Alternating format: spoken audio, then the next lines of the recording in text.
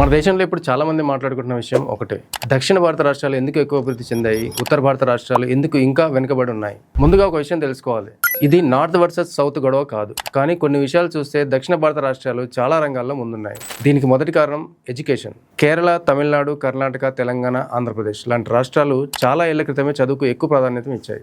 మంచి చదువుల వల్ల నైపుణ్యం ఉన్న యువత తయారయ్యారు. అందుకే ఐటీ, ఫార్మా, ఆటోమొబైల్ లాంటి పెద్ద కంపెనీలు ఈ రాష్ట్రాల్లో పెట్టుబడులు పెట్టాయి. ఇక రెండో కారణం చూస్తే ఆరోగ్యం. దక్షిణ రాష్ట్రాల్లో ప్రభుత్వ ఆసుపత్రులు, ఆరోగ్య సేవలు చాలా మెరుగ్గా ఉన్నాయి. అందుకే ప్రజల ఆరోగ్యం కూడా బాగుంది. ఆరోగ్యంగా ఉన్న ప్రజలు దేశ అభివృద్ధికి కూడా ఉపయోగపడతారు. ఇక మూడో కారణం జనాభా నియంత్రణ.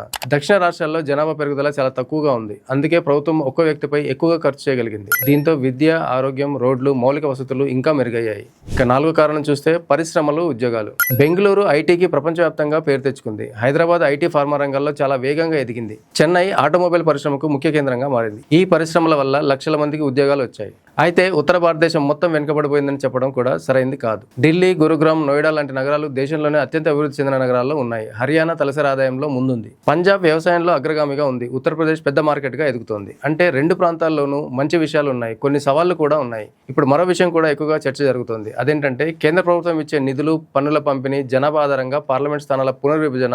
ఈ అంశాల వల్ల కూడా నార్త్ వర్సెస్ సౌత్ చర్చ జరుగుతోంది. చివరిగా ఒక విషయం చెప్పుకోవాలి. దక్షిణ భారతదేశం ఈ స్థాయికి రావడానికి ఒక్క కారణం కాదు. విద్య, ఆరోగ్యం, పరిశ్రమలు, మంచి పాలన, పెట్టుబడులు, జనాభా నియంత్రణ ఇవన్నీ కలిసి అభివృద్ధికి కారణమయ్యాయి. కాబట్టి నార్త్ గెలవడం కాదు, సౌత్ గెలవడం కాదు, భారతదేశంలోని అన్ని రాష్ట్రాలు కలిసి అభివృద్ధి చెందితేనే దేశం ఇంకా బలంగా ముందుకు వెళ్తుంది. Thank you.